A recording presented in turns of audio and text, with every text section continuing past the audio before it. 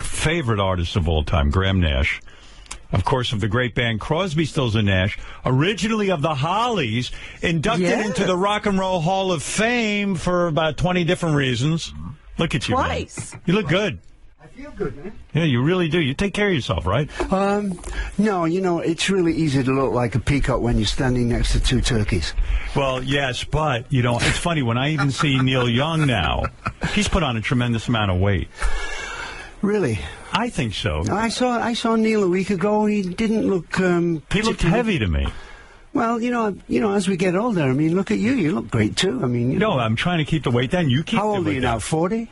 40? Oh. Yeah. You're so 40. flattering. And what are you like? 43, I read. Yeah, just over. 43 and a half. Does it kill you getting older, honestly? Do you, I mean, it literally does kill you, but... It's not for the faint-hearted, Howard, as you well know. No. You know, when you wake up with aches and pains, things drop off and things grow that you never even knew. When you were writing your book, all right, because Graham has put out a new book, Graham Nash, and we're going to talk about it today, but... When you were writing your book, and you go back and you sort of look at your archives, and you look at all the pictures of you guys when you were young, isn't it? It's like looking at a different person, right? And it's terrifying. That's the one thing about celebrity that I'm not crazy about, is seeing myself from a young kid to grow into this, you know, gray-haired man here. Because, you know, I'm always shocked when I look at the old Crosby, Stills, and Nash pictures, and I see, like, you know, David Crosby was this shockingly good-looking guy. I mean, you know, and you know, he's gotten out of shape. You know, age has not been kind. But the voice is still there, right? Crosby's singing his ass off, kid. He's lucky he can. I mean, that's right. He's a survivor. That's right. Well, you know, I think the average lifespan for a liver transplant is like 15 years. Right. He's already 18 years. And how many years is 18 and going. Wow, yeah. That's remarkable. You know, I'm thinking about the Crosby, Stills, and Nash and your new book because you write about the history, and I always love that. And I love talking music with musicians and how you wrote certain songs. Right. So I'm excited that you're here today, especially with your guitar. And, you know, I was thinking all the way back to, like, the Hollies. When you were in there, and you started to write music, and you started to get experimental with your music. That's why you left the Hollies. They were being mean to you. No, they weren't really being mean. They were just content. They were content to have every single go into the top 10. When you wrote this song, the Hollies were like, that's too experimental. I'm talking about... King Midas in reverse. King Midas in reverse. You wrote this, you brought it to the Hollies, and you said, let's do this. And they said, dude, we just want to write hits.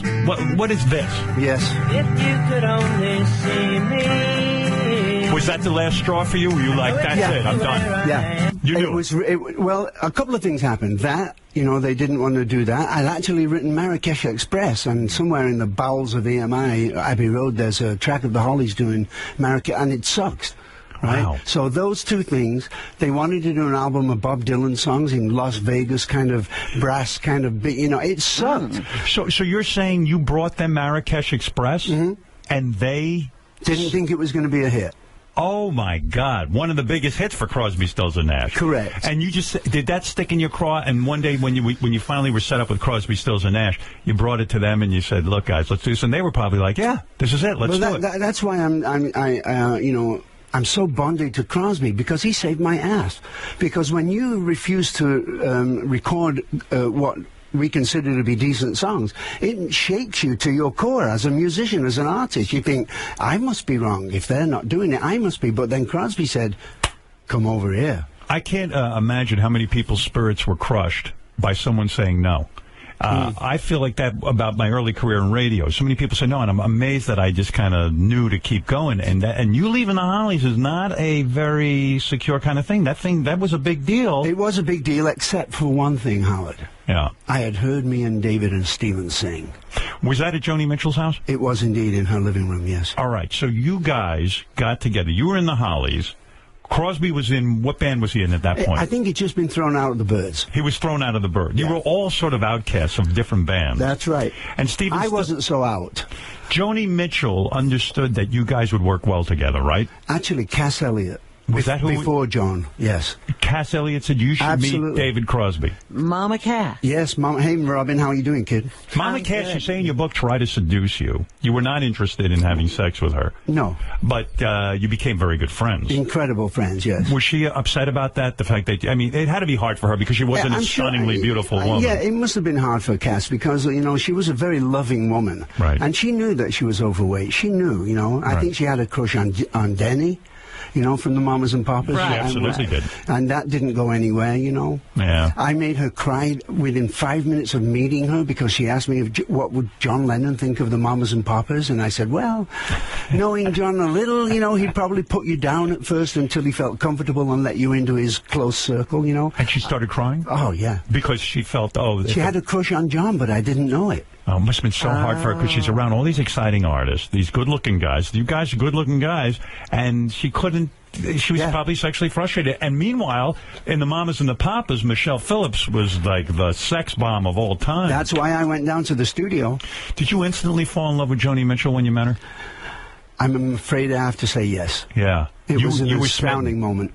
She's some artist, huh? Brilliant. She's a genius. Were you intimidated by her talent, or did it spur you on to write great music? No, I was full of piss and vinegar. I thought I was, you know, decent, you know, songwriter until I started hanging out with David and Stephen and Neil and Joni, and then I began to really realize what songwriting should be about. When you hang out with people like Joni Mitchell and Stephen Stills and David Crosby, do you become a better songwriter? Absolutely. They teach you things by just hanging out with them? Absolutely. Wow. To see the way they structure songs, to see what they talk about in songs. You know what's an amazing story? Stephen Stills, and I agree with you that he is one of the most underrated guitar players. I find him unbelievable, even when he did his solo work.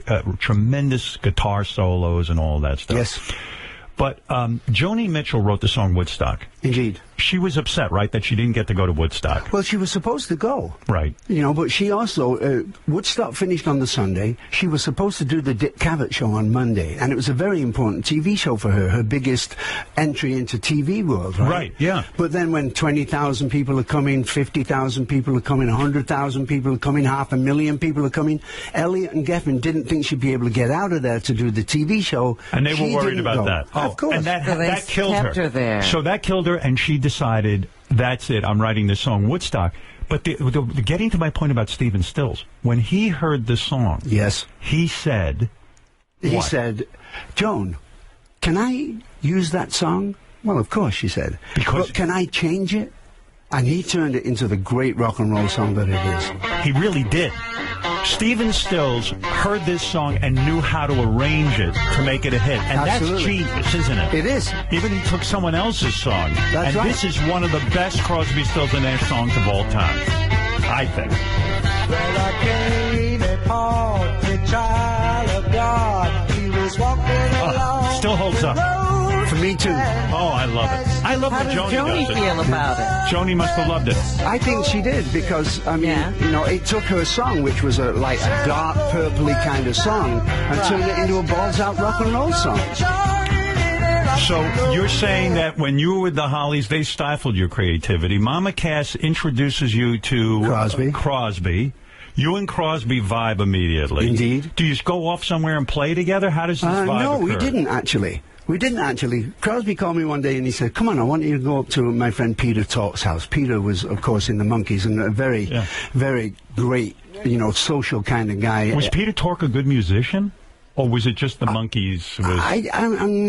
That's a good, compared to what? I mean, were any of those guys, I've heard people say Michael Nesmith. He just gave good parties. Yeah, right. So Tork had good parties. That's right. And you guys were up for a party. Yeah, and Crosby and I went up there and we opened up the door of the house and, of course, this incredible cloud of smoke comes out of the front door. Right. And there's this kid pounding the shit out of the piano. And I'm trying to listen to this kid because it's great. And Crosby's nattering at me, and I say, wait a second, I want to hear this kid. He goes, if you'll just shut up, that's who I want to introduce you to. His name is Stephen Stills. Oh, wow. And Stills, what was he doing at that point? The Buffalo Springfield had broken up. Oh, I see. So he was free. He was free free. agent. Yeah. So much of this depends on timing, right? Because once you get into a band and a record deal and all that, with different record companies. Yeah. Right. So that's when the three of you said, "Hey, let's sit down and maybe write a few songs together, see if we can do that." Is that when you played in Marrakesh Express? No. No. What happened is I came from London to Los Angeles to be with Joni. Right. And David and Stephen were at dinner. And after dinner and smoking a big one, you know, David says to Stephen, "Hey, play Willie that song." And so they sang You Don't Have to Cry, which is a great Stephen Stills song. Right. They did it two-part. I said, "Wow, incredible song. Do me a favor, sing it one more time." They looked at each other, kind of shrugged, and sang it one more time. They got to the end, and I said, "Okay, bear with me. Yeah. One more time." I had my harmony down. I had the words remembered. Whatever vocal sound Crosby, Stills, and Nash has was born in 40 seconds. Wow. That's crazy. Crazy, right? Yeah, it's unbelievable. So you guys meet, and there was some sort of story in your book about that you auditioned, in a way, for... Who Yes. was it? Who did you audition for? Well, we had this apartment in London on Moscow Road where we were rehearsing the first record, and Right. we were good. We could play that entire first record on a couple of acoustic guitars and 3 voices. Wow. We were pretty damn good. You were well rehearsed. Absolutely. Yeah. And George Harrison and Peter Asher came over. We kind of wanted to be on Apple. They just signed James Taylor. Yeah. They were an up-and-coming record company. Perfect it was fit. the Beatles. Come Right. on, let's go. Yeah. They didn't like what we did. Peter Asher Wow. And George Harrison. and George Harrison listened to you guys perform that first album. Live in front of their face. And is that intimidating? We thought we were crazy. We thought, well, maybe we're not this good. But we did the same thing with Paul and Arthur. What did George Harrison say? What did he say to you after? He goes, "Well, it's just not right for Apple." That decision came like 2 days later. They just kind of ummed and ahed and patted us on the head Why and the left. fuck couldn't they get that? I don't know. To this day, I don't know. And then you also played in front of Paul and Arthur. Paul Simon. Yeah, and Art Garfunkel. Same thing. Yeah, Simon and Garfunkel They sat didn't you get it down. either? They had the ability to get you signed to what? Some label, right? Yeah, Columbia. Probably, you know. And you sat down and you played them the first album. Yes. Live. You Start did a to concert. finish. And they didn't get it. Wow. Now, Wow. what was Maybe that? you guys aren't good. That's what we That's thought. what that proves. That's what we thought. And then I thought, well, maybe it's competition or... Oh, that what? would have crushed me. It would have crushed That's me. crazy. It was crazy. We didn't quite know what was really going on. Is that the beauty of being in a band? When you get crushing news like that, at least you have your two brothers to sort of absolutely. lean on. and Yeah, say, you like- can light one up and forget the whole thing. So who the hell believed in you? Ahmet Erdogan. Ahmet Erdogan. Boy, that guy had a set of ears, huh? I'm telling you. Where, did you do the same thing for Ahmet? Did you And go? he loved it to death. He got it. Because he's a music man. Right. That's one of the things that's wrong with music companies now. But George Harrison is a musician. Yeah, I know, and so is Peter And so is Asher. Paul Simon. Right. And so is Arthur Garfunkel. It's unbelievable. It blew my mind. So it proves a point that Ahmet Erdogan, who is a businessman, But a music man. a music man, but Yes. a businessman, Yes. got it more. He understood the commercial potential Sure of he Crosby, did. Stills, And it was Nash. Ahmet that wanted, that suggested Neil join us. Oh, was it? Yeah, because you see, Right. Stephen had played almost every instrument on that first record. He played the bass, he played the B3, he played lead guitar, he played the piano, right? Yeah. When we made that record and we knew that we had to go on the road, how do we do that if one member played all the instruments? Is that why Neil Young was always in and out of the band? Stephen is such a strong musical presence and really a master arranger and stuff. Did those two clash? Is that the problem? They must have. Because, you know, when Ahmet said, I know who you need to get, man. You need to get Neil Young. Why did he feel Crosby, Stills, and Nash even needed Neil Young? Brilliant move. I mean, I love the combination of the four of We you. did need another player to play the stuff that Stephen couldn't play if he was playing lead guitar, right? Right. Ahmet also understood that part of the magic of the Buffalo Springfield was this clash, Yes. guitar-wise, between Stephen and Neil, who would stand like stags on each side of the stage and play a great thing, and then Stephen would go, okay, motherfucker, try this. It was a competition. Okay, absolutely. Right, so and when- it's to this day.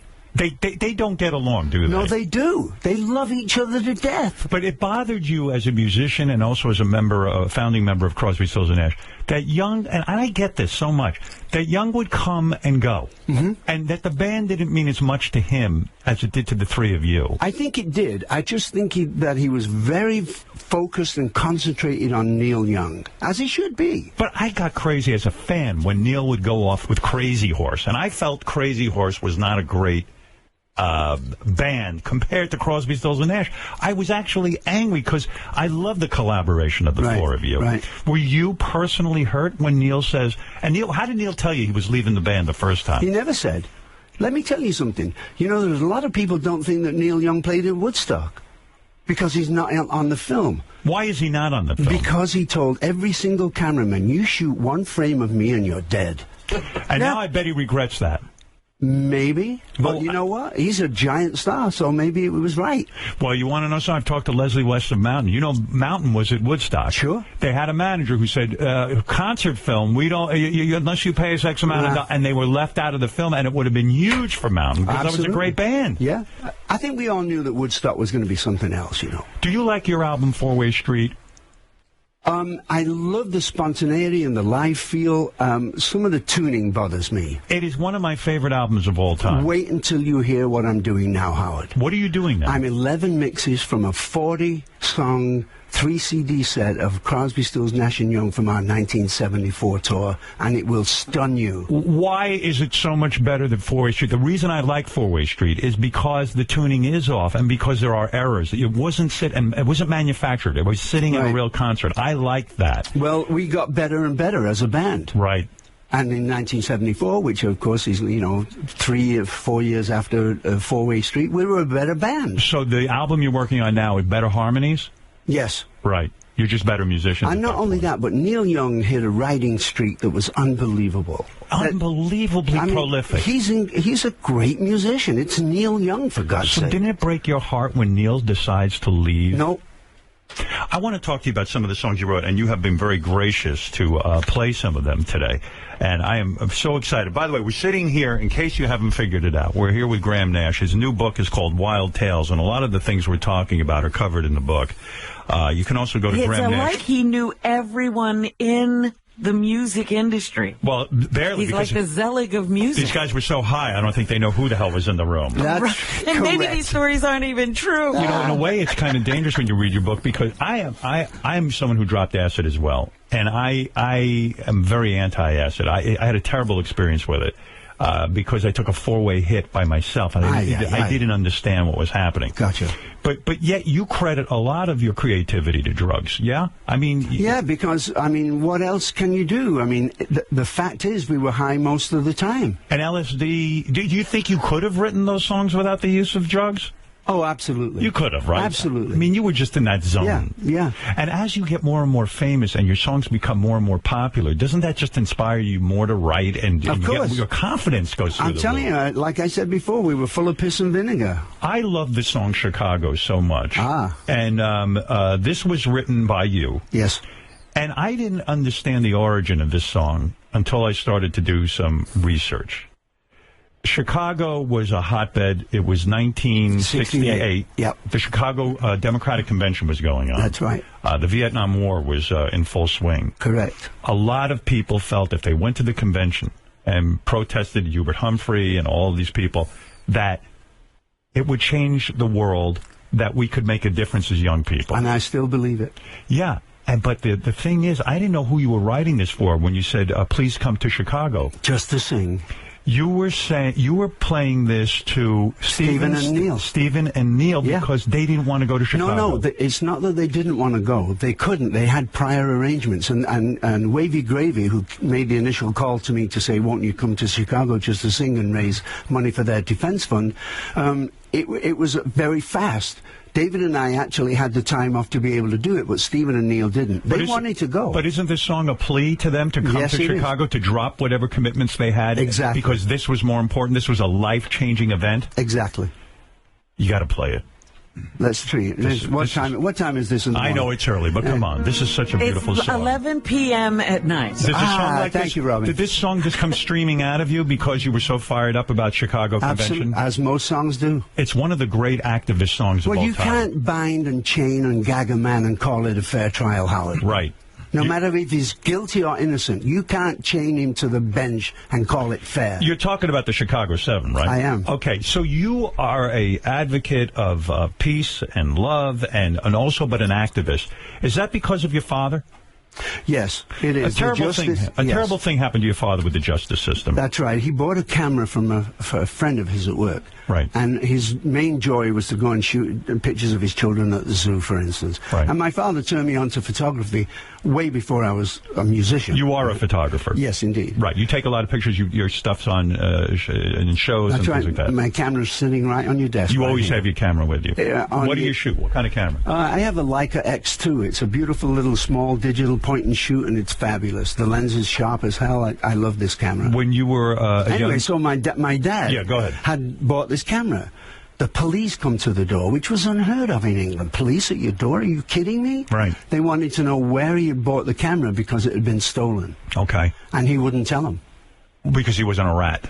Yeah, you don't grass on your friends. You just don't. So anyway, consequently, he ended Did your dad know it was a stolen camera that he had bought? He certainly did when the police came to the door. Right. And he went to jail for a year, and he broke his heart, and he died at 46. Oh. And you feel because he went to jail, he died young? No doubt about it.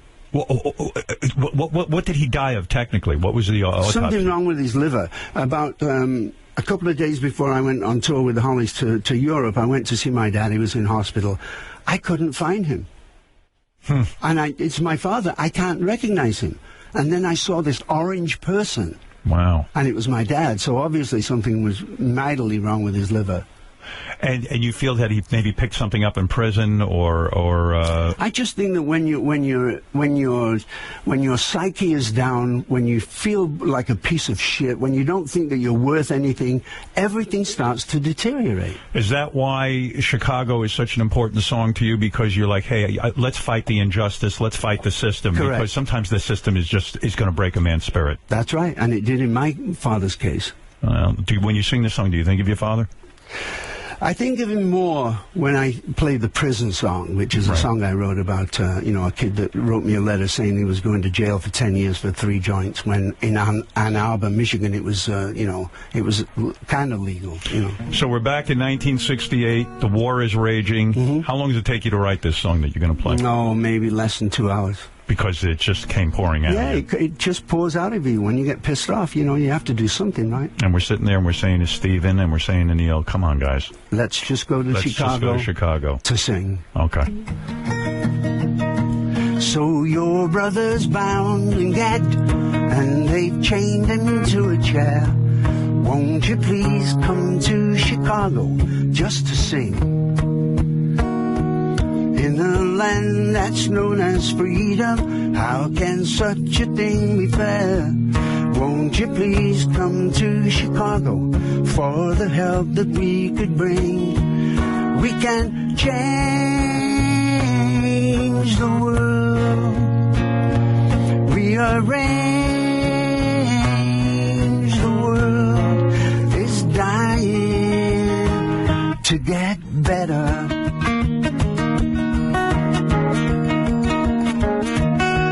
Politicians, sit yourself down, there's nothing for you here.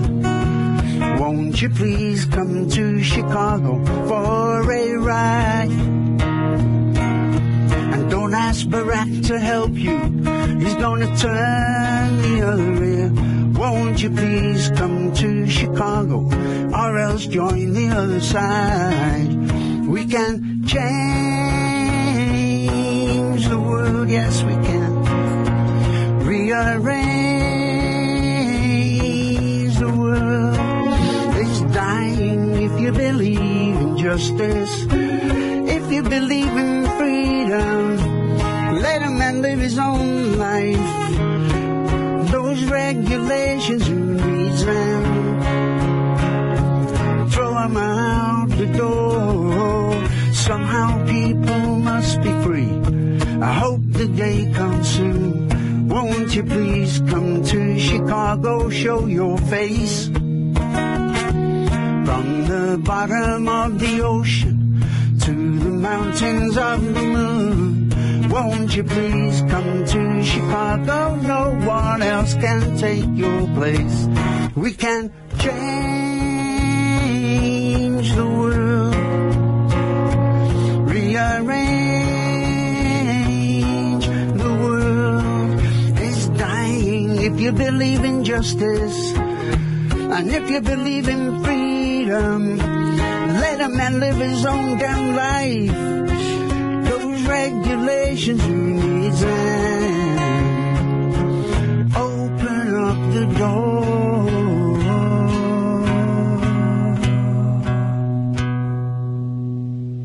Oh my God, I love that song. Beautiful, beautiful song. Thanks, Howard. If you only wrote that song, it would be enough. You know what I mean? Well, you know, what can you do? Wow. That's no one's really into And they still activism didn't come anymore, to right? Chicago. No, of course not. They're busy, these guys. Yeah, I know. That would make me come to Chicago. You know, I just remember that bands were so much more important when I was growing up because of that kind of stuff.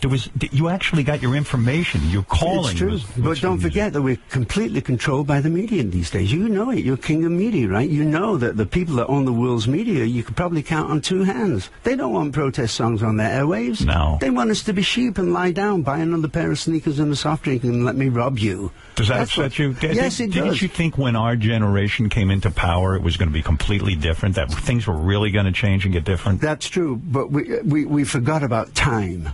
What do you mean? Well, the momentum... How it changes you? Yeah, no, not that. The momentum of the planet is so gigantic that to move it even a microsecond takes an enormous amount of energy and time. We did think that we could change the world, but it just happened it took longer than we thought it would. When you... Well, what about all those people who listen to the music and now are running the country, and, you know, we have a government shutdown today? Robin, you have a great point, my sweet. Yes. Well, hey, a lot of people just sort of take on their parents' views and they kind of settle into middle age. That's right, and they're content. You know, you love the song Ohio, as long as we're talking about activist type music. You didn't write Ohio. No, Neil Young did. But you love that song. Well, I get a call from Crosby. I'm in Los Angeles. Neil and David are up in a place that I had in Pescadero in Northern California. It was a friend's house. Crosby called me. He goes, book the studio right now. Get the band together. Get Halverson, who was our engineer, Bill Halverson. I'm coming down tomorrow. I said, boy, you sound intense. What the hell's going on? What's going on? He said, wait until you hear this song. I said, what is it? He said, it's called Ohio, and Neil wrote it. I said, what happened? He said, I showed Neil a newspaper with you remember that famous John Philo picture of the girl leaning over the dead body? You're talking about at Kent State. At Kent State. Yeah. One of the students had been shot by a National Guardsman. 4 of them. Yes. We slaughtered our own children. Yes. Right, so here's the story. So he shows Neil this newspaper or this magazine, whatever it was. He said, I saw Neil walk off with his guitar into the woods, and he comes back an hour later with this song. Right? Wow.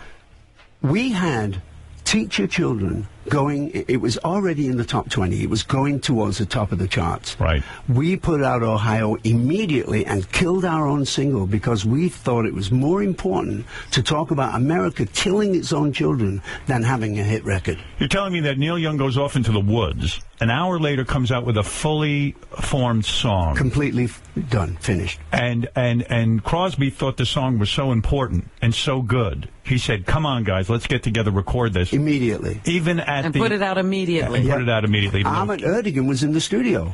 So we cut Ohio. It took us about an hour and a half. The whole song was cut in an hour and a half. Oh, yeah. It's a very simple song. No one does that anymore. Well, you know. Would you grace us with a little bit of Ohio? Sure. Okay.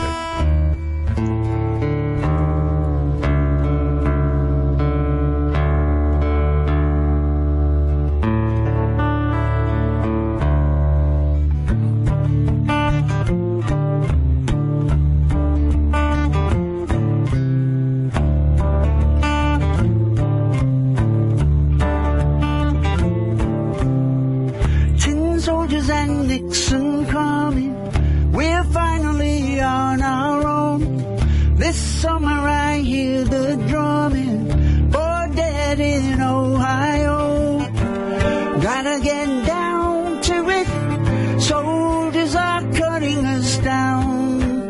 should have been done long ago. What if you knew her and found her dead on the ground?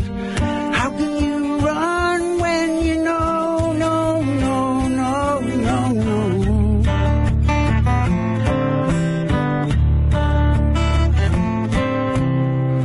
Na na na na na na na na na na na.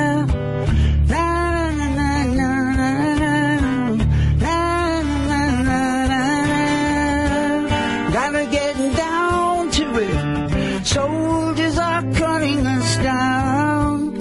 Should have been done long ago. What if you knew her and found her dead on the ground? How can you run when you know, you know, you know?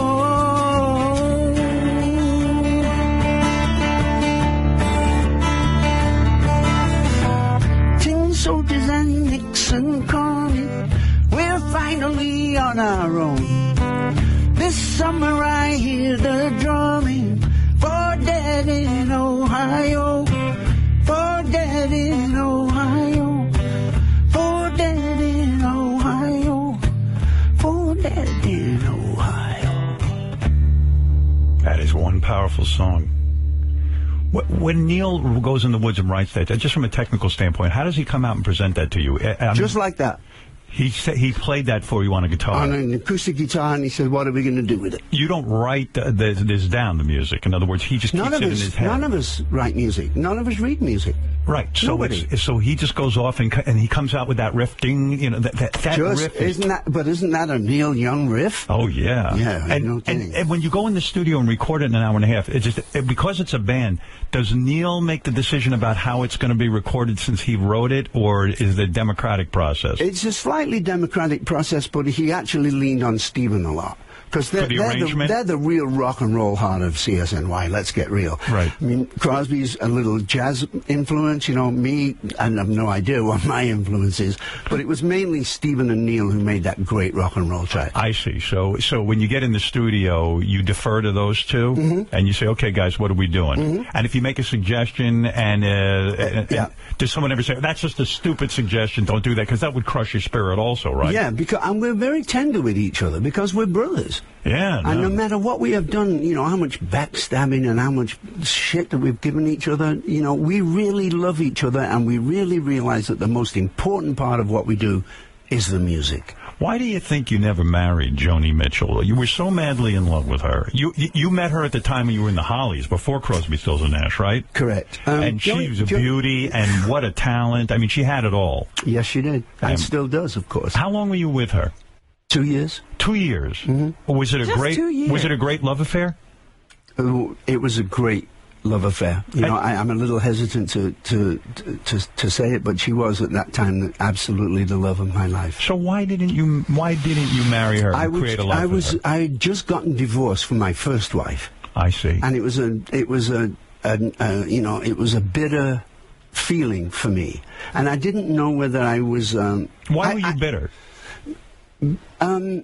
Because of my love had failed with my first wife. It was a great defeat. I was defeated. You know, I had to give up. I don't give up. Yes, but you must have got married very young. I mean, I did get married young. Yeah, and it was one of those things. And Joni and I talked about getting married. And I told her that I would have been with her for the rest of my life. But she kept harping on the marriage thing. She didn't keep harping on it, but we did talk about it. And that scared you off. Yes. What was that, Robin? She wanted marriage. We talked about getting married. Yeah, absolutely. I mean, you know, people used to say that when you and Joni, walked into a room, the place would light up. I mean, we were totally in love with each other. So when you broke up with her, it was because she was looking for marriage, and you weren't willing to commit at that point. You just got married. Not quite. Right. No? She had a grandmother, Sadie Jane McKee, I think her name was, who wanted to go on stage and was stopped by her husband from going on stage. You're supposed to be a wife, cook my dinner, take care of the kids, and get on with it. And Joni felt that maybe I wanted her to give up her career and be my wife. Oh. The furthest thing from my mind. How the hell can you be with Joni Mitchell and say stop playing? That's so sexy that she can play and do that, yeah. And what a beautiful woman she is. You know? Was there ever any thought of letting her be Crosby, Stills, and Nash, ever bringing a woman into the mix? Yeah, that's funny. That would have been interesting. No, there was never any, but, you know, Joni was always one of the lads. You know, she can take a car apart and put it back together, you know. Are you still friends with her? Absolutely. Oh, you are? You say yes. So it was amicable when you broke up? I think that I'm probably one of the only men in her life that she really likes still. Isn't it peculiar how, like, David Crosby is a true hippie. When it came to women, David Crosby would share a woman with you. Like, he didn't get possessive at all. Like, Not at all. He'd say to you, Graham, this girl is terrific. You should know her as well. He did exactly that with John. Is that a mental... Don't you think that's a little bit... Because he had already slept with Joni. Yes. And then he said, hey, come meet Joni. Yes. And he did that. And then there was another love of his life, a tragedy. He met a girl, Christine, yes. and she died in a car crash. Yeah, she rolled us a couple of joints by the pool. Said, here, enjoy, smoke these. We never saw her again. She was taking the cats to the vet in Nevada, in Northern California. Right. One of the cats jumped into a lap and scratched her. She reached down to take the cat off her lap, veered into a school bus, and was killed instantly. And by the way, they do say with your animals, you shouldn't let them run in the car free. That's Not something cats, we've learned. yeah. Right. They can be dangerous. Put them in a cage. But he even that was the love of his life, and he shared her with you, right? Yes. Isn't that? Don't you think? And you would just take these girls? Well, why not? Well, you know what, Robin? You know, a beautiful woman is a beautiful woman. You know. But didn't that ruin the relationship? Not at all. It didn't. David wouldn't say to you, "Shit, you fucked my girlfriend." No, it was very. It was no, not at all. He's not that possessive. But I'm so possessive. I could never share a woman. Yeah, but you're not David Crosby, Howard. Could you share one? Graham, did you ever share? No, but he gave him chocolates. Did you share as well? Was that your thing too? No, that wasn't my thing. No, I can't tell if that's a healthy thing or if that's kind of like a mental illness type thing. Maybe it's both. But I was also shocked to read that this girl that we talk about who died, yes, Christine, he met her when she was 14. Did you ever say to him, you could go to jail for that? No, because he wasn't sleeping with her when she was 14. Oh, she was in that. She ran his fan club. Oh, I see. You know, it was only until later, until she became older, that he got together. How old did he wait till? 15. I actually don't know the answer to that, Rowan. I don't. The song "Teach Your Children," which is a song you wrote, which is one of my favorite songs. You saw a photograph by Diane Arbus, who is a great photographer. Yeah. You know, one of my favorites. And it was the image of a boy in Central Park. Was he holding a gun or something? No, he's holding a hand grenade. A hand grenade? Yeah, a plastic hand grenade. Here's the story, right? When I sold my photograph collection at Sotheby's in the late 80s, right, early 90s. What do you mean you sold your photograph collection? I had an incredible collection of classic, great photographs. The original photographs? Oh, yes, that I'd collected for many, many, many years. But then I saw the digital revolution coming. Yeah. And I saw it, and I knew that I would have to either get on this train or get run over. Right. So I sold my photographs to raise a couple of $1 million to go into this new venture. A show of my collection had a Diane Arbus photograph of the boy in Central Park with a hand grenade next to a portrait of Krupp, who was the German arms magnate, right?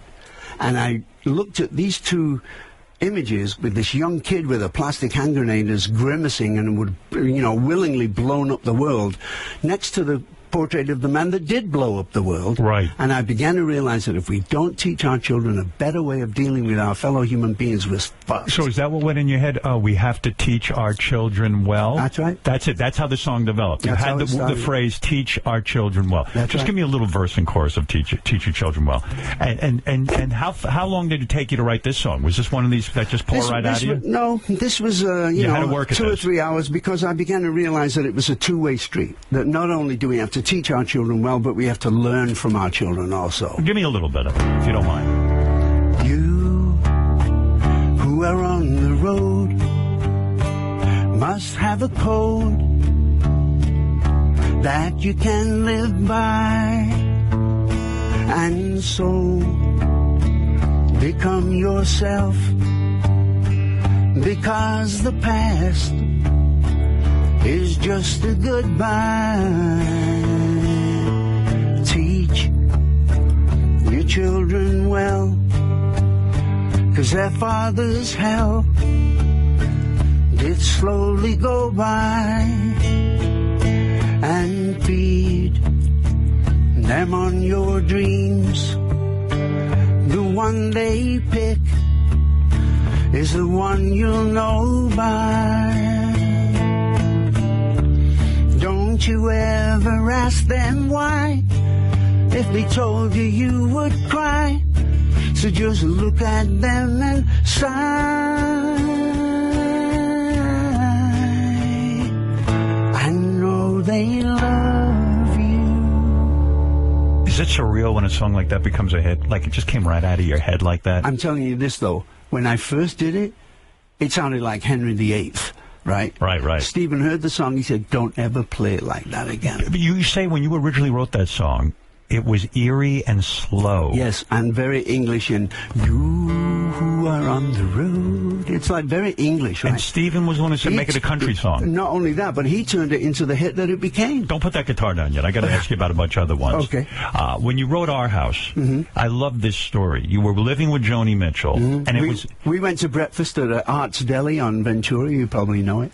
I don't even know how to get out of my house. Yes. Well, so we'd finished breakfast and we were walking back to her car and we passed an antique store. And she saw a vase in the window that she really liked. And Joni, you know, hardly spends $1 on herself. I persuaded her to buy it. And it was one of those grey, drizzly mornings in Los Angeles. We got back to the house and I said, hey, I'm going to light a fire. Why don't you put some flowers in that new... All of a sudden, is that what happens? As you're saying it, you realize it's a poem. I realize it's such an incredibly ordinary moment that millions of men may have gone through. I'll light the fire. Yeah, you make the dinner, I'll light the fire. And then, so the words came first? So in other words... That first line came first. And then where does the tune come from? You know, do you rush off and say, I got to write that right now? No, it just came all together. It only took me about an hour and a half to write Our House. Let me hear a little bit, just a little. Well, it's a piano song, but I'll go ahead, a little bit on the guitar.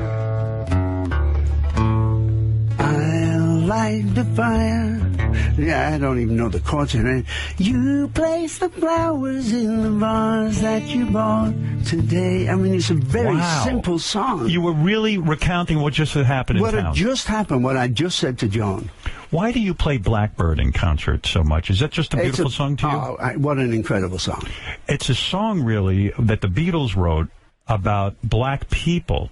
They were saying, he was saying, civil rights movement. Civil rights movement. Time for you to rise up, spread your wings and fly. That's right, because, you know, in England, as you well know, a woman is usually not called a chick, but called a bird. Right? Yeah. And so they were, you know, it was a civil rights movement. Who wrote it? McCartney wrote it? It's a pure McCartney song. Right, and when he wrote it, what he was trying to say is, was he singing it to a black chick or just to I believe so. Yeah. I believe so. You know, to rise up, take your wings, come on, let's go, let's rock. This is the 20th century. And so when you guys are in concert, a lot of times you'll do Blackbird. You just love it.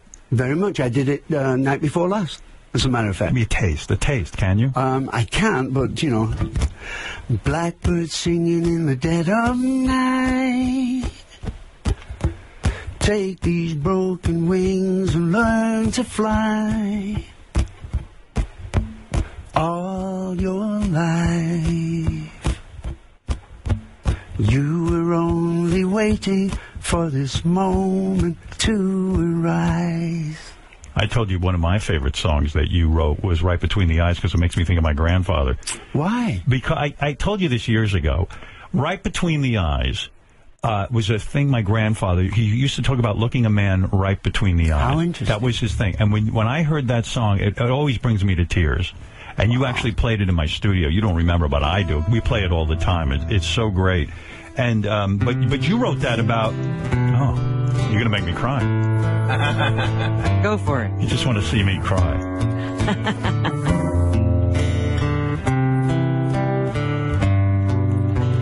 My head is hanging heavy with the thoughts of him in mind. It's sacrilege for us to take advantage of the blind. So tell before you come to me from out of yonder skies. A man's a man, who looks a man right between the eyes.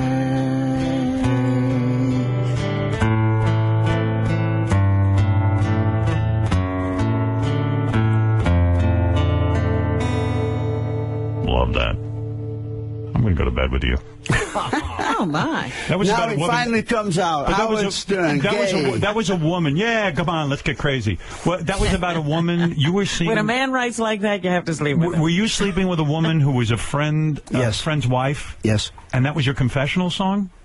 yes. Because, in other words, you were saying, I want to look you between the eyes and confess. Tell you what happened. Yeah, they had a breakup in their relationship, and there was like this month-long gap. And I loved this woman. She was a stunning beauty, a white Russian lady, and you know, I had a very short, very satisfying affair with her. But I felt a little guilty, you know, because she was still with John, and that was my confessional song. Yes. I wish I could look you Did he right get between it? the eyes. Did you actually tell your friend? Did you confess to him? I never did. You never did. It's just a song fantasizing about if you could have. That's right. You're sad telling that story. Yeah, I am sad. Oh, you're ashamed of it? No, I just didn't. I don't want to bring pain to anybody. Right. Because don't forget I wrote, and the pain that we could bring to him, I don't think he could beat. Please don't ask me how I know. I've just been up that street, and all the people living there have been silenced by their own lies. A man's a man who looks a man right between the eyes. So what you're saying there is, I didn't have the balls to tell him. Because you know that kind of pain, someone had done that to you? That's right. Wow. Who did that to you? You know, several ladies. They ran off with a guy that... Sure. Yeah. I think every guy that happened to you? Yes. Yeah. Oh, yeah. I'm thinking of someone in particular who did that, who was like banging my friend. And she thought, she goes, I didn't know I was your girlfriend. I go, I thought you were. I didn't realize. Don't we all go through madness with these women? I mean, that's why I got into rock and roll in the first place. I wanted to get laid, you know. And laid you did, my I'm friend. afraid I did. Yes, you did. What's going on now? You're married, right? I've been married to Susan for 37 years. How's that going? Phenomenal. Haven't shared it with anybody? Nope. You say in the book that you did not want Neil Young in the band originally. Why? We had just created this incredible album with 3-part harmony, right? Yeah. Why would we need a 4th harmony? Right. I didn't, and why would we invite someone to play in our band whom I'd never met? Who pushed so hard? Ahmet for that? Ahmet. And his word goes? I mean... Yes. Ahmet Ertegun was a very smart man. But did Stephen at first fight it too? He fought it. Yeah, what? You want me to go back there again? I just did 2 years with this madman. You want me to go back? But you couldn't force the Beatles to take on a member that they didn't want. Crosby, Stills and Nash was a very successful band. That's right. You could not force 3 guys to take on a 4th. But listen to the stuff that Neil had been writing. You're not going to Expecting to Fly, Clancy, all those. You're not going to get an argument from me. I just can't figure out how they forced that all on you. They didn't force it on us. They suggested it. Nobody tells us what to do. Nobody. It's pretty amazing, too, when you go into how drugs almost like really destroyed Crosby, Stills, Nash, and Young. They nearly destroyed Crosby, which nearly destroyed Crosby, Stills, Nash, and Young, yes. Do you think if something had happened to him, that would have been the end? You and Stephen I would have lost complete heart. Yeah. Crosby's my brother. I love him. Yeah, it's amazing. It's amazing music, amazing career. Thanks, kid. And what did you do when you saw him going downhill? What do you do? I felt pretty guilty, actually, Robin. I'll tell you why. Because one of the joys of Crosby's life was the making of music. And I knew that. And so I kept emphasizing and encouraging that side of him. However, the more music you make, especially in those days, the more money you made, the better drugs you could afford. So I was torn totally between keeping my friend's spirit alive and chancing the fact that he would die. Yeah, it's a tough one. You know, you write about in the book, too, when you first saw Jimi Hendrix. Like, you were at a club with a bunch of heavyweights. It was you guys. Who else was there? John and Paul were there. John and Brian Paul. Jones was there. Brian Jones of the Stones. But that's not the first time I saw Jimmy. The first time I saw Jimmy was 1965 at the Soupy Sales Easter show at the Paramount Theater in New York Square. You are kidding me. Right? Wow. That's crazy. Wait, listen to this. Little Richard is the star of the bill, and we watched him. I mean, he was kick-ass. I mean, Little Richard is phenomenal, right? Great entertainer. One day, after the show, he comes out, he is screaming, "You motherfucker, don't you ever play guitar with your teeth again, you mother..." And it was Jimmy. Great advice. Don't you use those teeth, young man. But then when you were in England, I guess, and all these guys, McCartney's there and Lennon and all that, all these guys who you know, you're all there to what? You had heard about him? Oh, yeah. His reputation. You know, Eric Clapton and particularly Pete Townsend had been spreading the word about this new kid from America, and that you better come and watch this kid because this is something special. It was almost like going to school, right? Yes, for guitar players, yeah. Clapton said that night was so, it was almost detrimental to him. He felt like he wanted to put down his guitar after he saw Jimi Hendrix. Well, thank God he didn't. No, of course not. But it was that mind-blowing. He was that mind-blowing. Why was it so mind-blowing? Because there was an incredible energy. Right. And there was only 3 of them in the experience. It was only Mitch Mitchell on drums and Noel Redding on bass. Were Mitch and Noel good musicians? Mitch was an incredible drummer.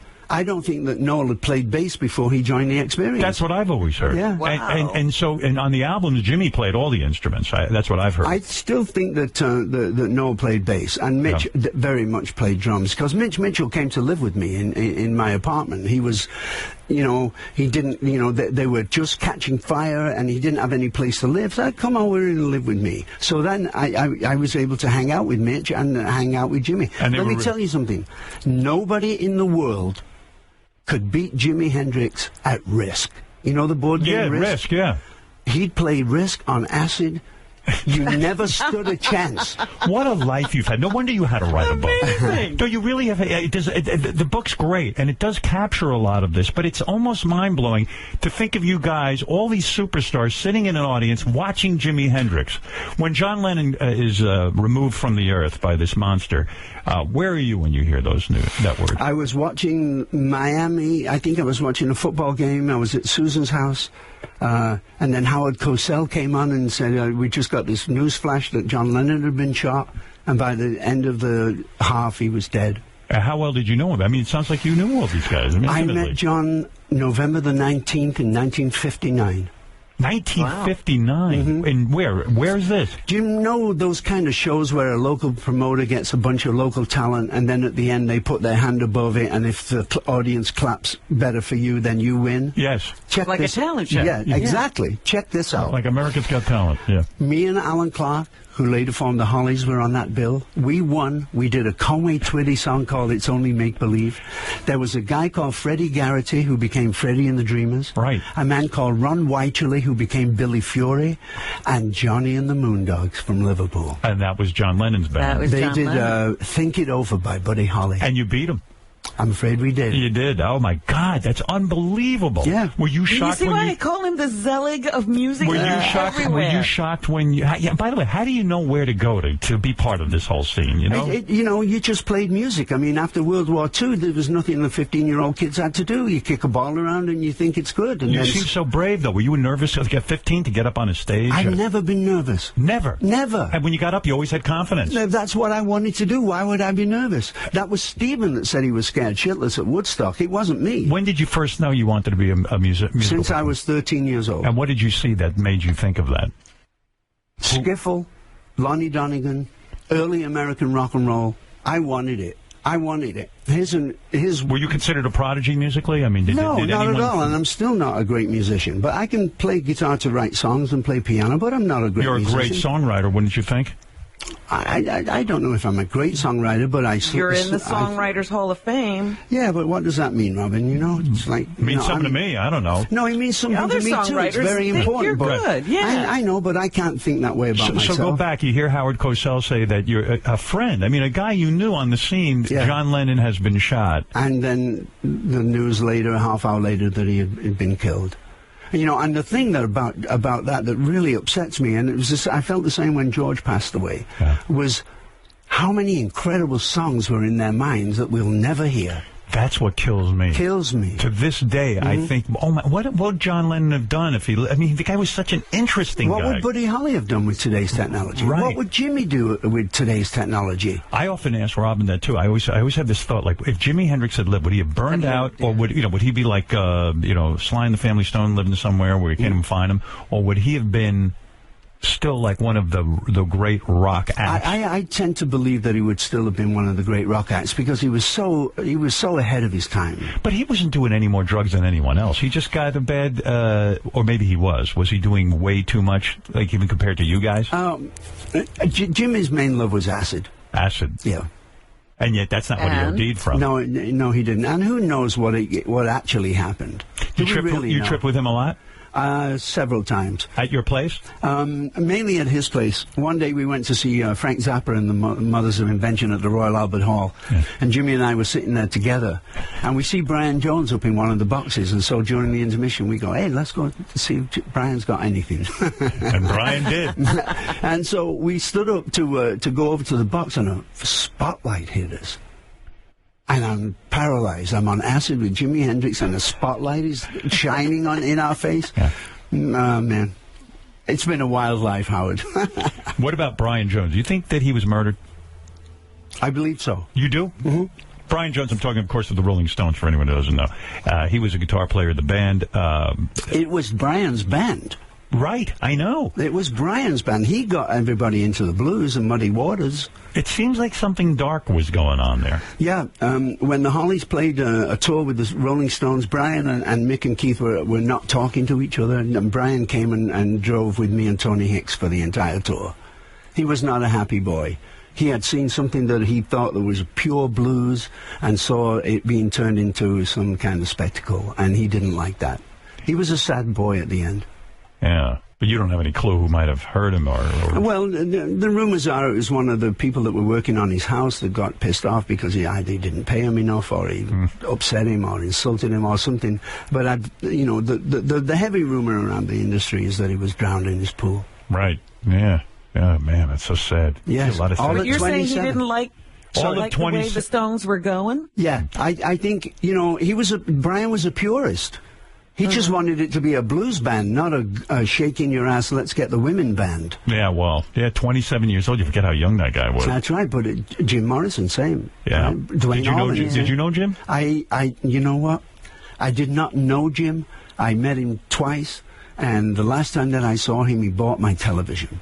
No kidding. What'd you charge him? I was I know exactly, $300. You have an incredible memory for this stuff. You can even mention the year that you saw Jimi Hendrix and all that. Yes. I don't have that kind of... Sure you do. It's all in there, Howard. You just don't choose to remember. Is it hard writing a book and pulling out all those facts? It was fun. It was? Yeah, but the one thing that I'm really pleased about it, I can get on with the rest of my life now. Right, yeah, you got it all out. You dumped it all out. It's like taking a massive dump, that's it. Well, you are unbelievable. You are unbelievable. Well, I love you. Thank you. And I love your music. Unbelievable life. And I want to thank you for all the great listening. I mean, just this past weekend, I had your music out and was just enjoying it. And it really, what an accomplishment in your life. Thank you, Howard. I'm proud to say I know you. The great Graham Nash has written a book. What does he think of music today? He loves it. Well, it's not the same, right? It's not the same. It doesn't have the importance that it used to. Well, it's not that. It's just that it's taken on a different form. It's now how good you can dance and how far you can stick your tongue out. Graham Nash's new book, Wild Tales.